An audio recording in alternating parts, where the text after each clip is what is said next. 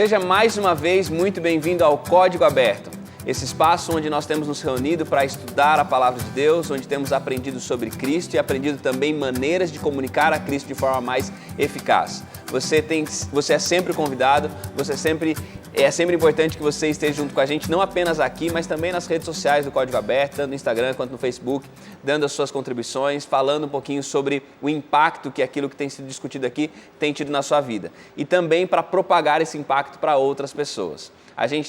Nós estamos numa temporada conversando sobre unidade em Cristo. Estamos falando sobre a igreja, mas não a igreja como nós vimos no último encontro, não um prédio, não um lugar onde nós vamos, mas um modo de vida que temos, que é uma vida em comunidade. Uma vida de gente que funciona como família e como família tem as suas diferenças, tem as suas dificuldades, mas usa a diversidade como instrumento para comunicar o evangelho à maior quantidade e a maior diversidade de pessoas.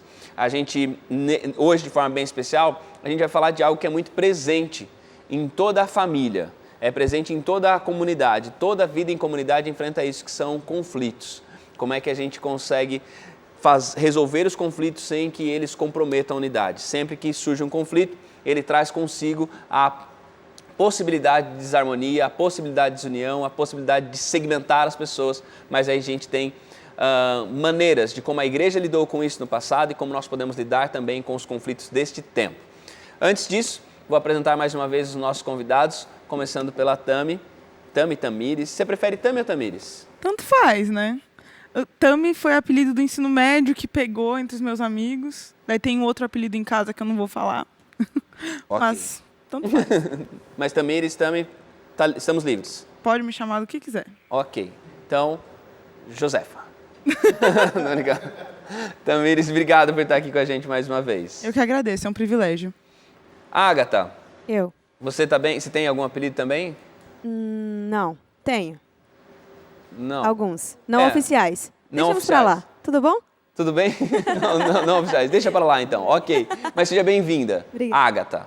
Ok. Gustavo. Eu. Tudo em ordem? Tudo em ordem. Alguém te chama de Paz.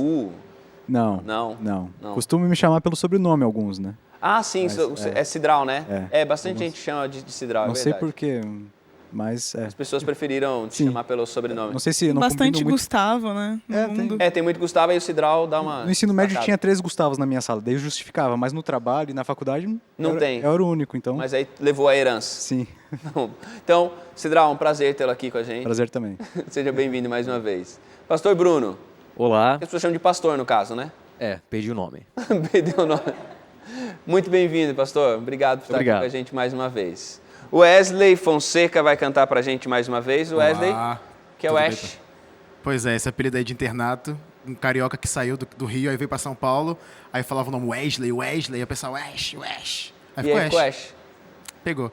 Nunca tive esse apelido claro no Rio de Janeiro, né? Só foi ter em São Paulo, que não faz sentido me chamarem. Mas me chamam no Rio de Ash. É porque a galera não sabe. Ele por levou isso, pra né? lá, não sabe a origem, né? Mas enfim, é Ash, Wesley, tudo certo. Muito bom ter você aqui mais uma vez. Felipe Obrigado. também, seja muito bem-vindo de novo. Que Deus abençoe vocês e obrigado por participar com a gente. Prazer.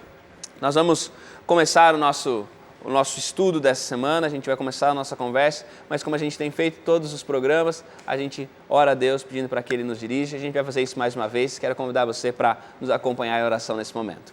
Pai, nós te agradecemos pela maneira como o Senhor fala conosco e pedimos que, em humildade, que o Senhor fale a nós mais uma vez através da Tua Palavra, através da experiência da primeira igreja, dos primeiros passos da igreja, que a gente aprenda a caminhar como igreja, como Teu povo, como comunidade que foi salva pela Tua graça. Dá-nos a Tua bênção, em nome de Jesus. Amém, Senhor. A igreja tem desafios hoje. Pastor Bruno, antes de a gente pensar na igreja do passado, vamos pensar na igreja de hoje que a gente tem. E aí eu falei Pastor Bruno, mas a Tami pode responder, o Gustavo, a Agatha também, todo mundo.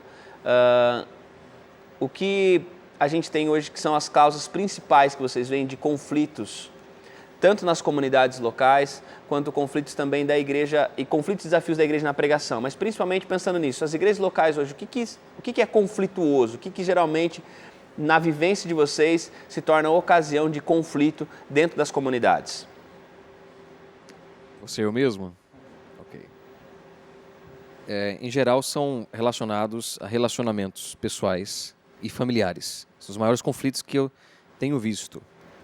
Embora existam outros também, às vezes, relacionados à crença, algum problema de pessoas que estão entendendo alguma coisa errada, mas isso é menos. A gente vê conflitos entre casais, entre pais e filhos, entre pessoas da mesma fé também. E entre pessoas da mesma fé que não têm um parentesco direto, os motivos são os mais diversos para haverem conflitos. O que mais vocês veem aí de conflito das comunidades? O que geralmente acontece e ameaça a vida em comunidade? Eu vejo muito conflito entre gerações, né? E às vezes nem entre gerações, mas pessoas um pouco mais tradicionais, conservadores, e outras um pouco mais liberais. Eu vejo que às vezes tem igrejas que perdem muito tempo nisso, discutindo esse tipo de conflito e tendo que resolver esse tipo de conflito, que não são fundamentais para a nossa vida espiritual, né? E acabam perdendo muito tempo nisso aí. Você, Tamires, tem alguma coisa além disso que você vê? Eu vejo uns conflitos sociais e econômicos, né? Tem pessoas de um certo status que, pela sua vivência, querem direcionar a atenção e o dinheiro que a igreja possui, porque as igrejas, em geral, possuem uma certa verba, dada pelos irmãos, óbvio, para causas específicas. E outras gostariam de favorecer outras causas, mas talvez não tenham tanta voz ativa nesse quesito. E a gente vai ver na história aqui como solucionar esses problemas também.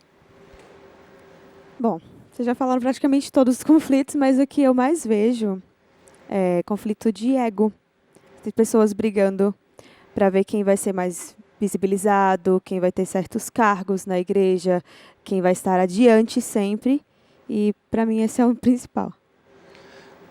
No meio desses conflitos todos, e vocês falaram aí de muitas causas de conflito, e todos esses conflitos eles carregam com isso a possibilidade de criar, se há conflito é porque existem lados, né, conflituosos, um lado com uma opinião, outro lado com outro, e essa diferença, a gente tem falado muito sobre diversidade, né, a gente falou sobre diversidade, como a diversidade possibilita, né, fortalece a unidade, fortalece a comunicação do evangelho para ambientes diversos, para pessoas diversas, mas a gente tem essas diferenças, às vezes, que acabam, por conta de comunicar com pessoas diversas, essa diversidade vem e, às vezes, essa diversidade se transforma em partidarismo. Qual é o problema da igreja no primeiro século?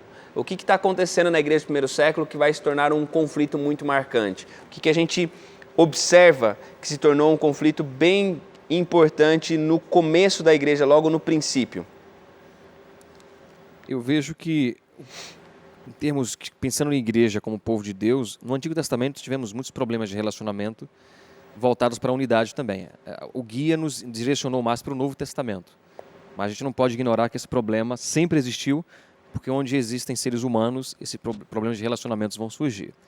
Agora, no início da igreja, a gente vê um problema que está relatado em Atos capítulo 6, verso 1, e eu queria pedir licença para ler o versículo, que diz assim: Ora, naqueles dias, multiplicando-se o número dos discípulos, houve murmuração dos helenistas contra os hebreus, porque as viúvas deles estavam sendo esquecidas na distribuição diária. Há um conflito aqui étnico, e vamos contextualizar o que é muito interessante aqui. O judeu, no Antigo Testamento, morava na nação, poucos moravam fora, mas quando vem então a invasão babilônica, eles são espalhados. E eles permanecem na fé judaica, em geral, até na cultura judaica, mas eles estão espalhados. E, obviamente, por estarem em outros países, eles absorvem um pouco da cultura. Um dos elementos da cultura que eles absorvem é a própria língua. Vão para outro país, eles têm que aprender a se comunicar, especialmente os seus descendentes, que acabam perdendo a língua materna dos seus pais. Então, por exemplo, eu vejo gente aqui, embora que aqui está bem diverso, né? Tem gente aqui com a pele mais morena, tem gente bem branquinha. Não estou vendo muita gente aqui muito olho azul aqui, né? Não. Eu tinha. Eu percebi que você colocou lentes. Veja só. Então, mas, por exemplo, uma pessoa que veio da Alemanha para o Brasil, veio falando alemão, seus filhos vão falar um alemão precário, os netos talvez nem falem mais. É natural que se percam alguns elementos. Isso aconteceu no judaísmo. Só que todo judeu tinha o sonho de voltar para a nação, especialmente morar em Jerusalém. E isso acontecia. Até acontece um pouco hoje. Então, no Novo Testamento, você tem esse panorama. Pessoas voltando para morar em Israel e em Jerusalém, mas que não sabem mais a língua. Estou falando de judeus apenas, nem judeu cristão, judeu. E aí eles acabam criando as sinagogas. Tá? Na verdade, as sinagogas foram criadas no período também pós-invasão babilônica, não é? Porque não tinha mais o templo.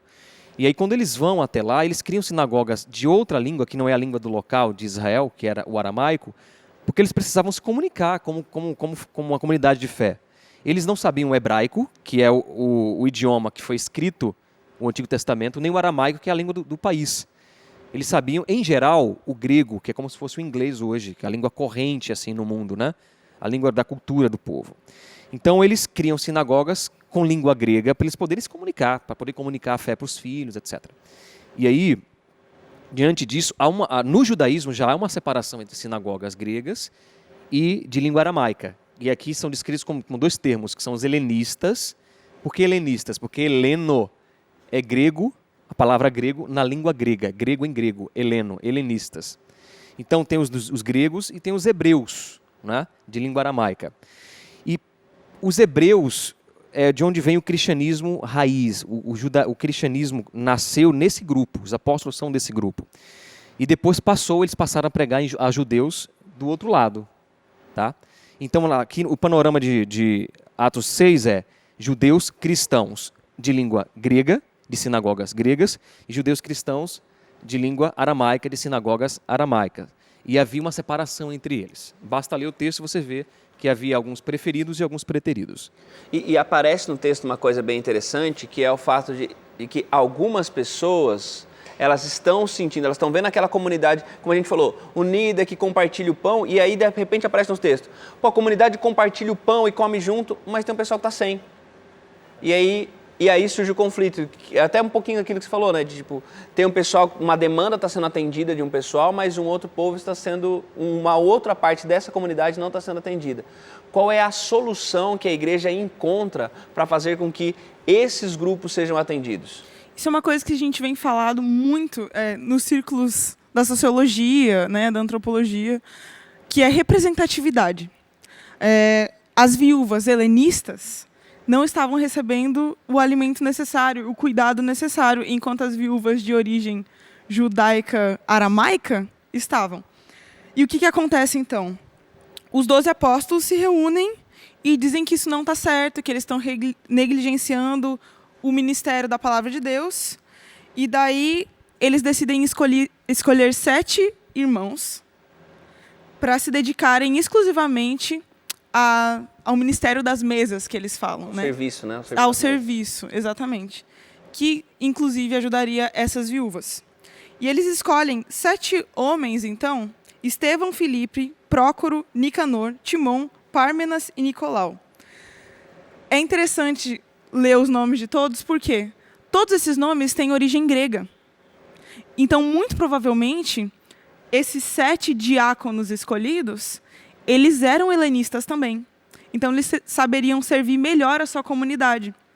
Como faltava coisas para as viúvas helenistas, eles escolhem helenistas para servi-las. Exatamente isso está acontecendo, porque haviam já os líderes para a outra comunidade dos hebreus, que eram os apóstolos, os 12. Para outra comunidade, não havia ninguém que os representava, nem na comunicação, porque a língua era outra. Então, eles escolhem, curiosamente não foram 12, eles escolhem 7.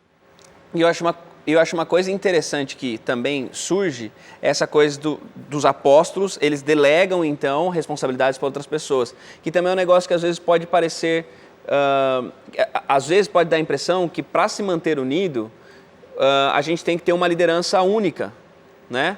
Quanto menos líder, melhor. E aí aparece o contrário, o raciocínio é o contrário, né?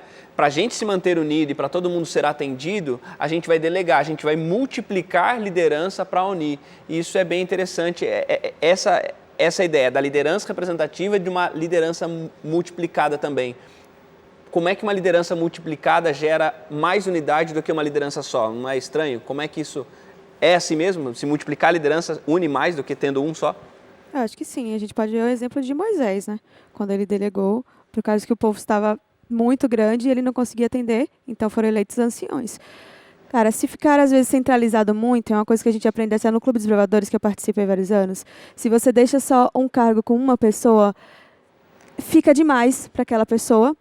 E outras pessoas que poderiam estar ajudando perdem esse espaço.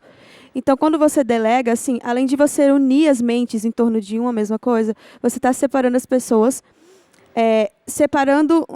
mas ajuntando ao mesmo tempo, porque você deixa que pessoas façam trabalho, deixa que elas participem também do mesmo trabalho, e você faz com que elas sejam também, se desenvolvam, sabe?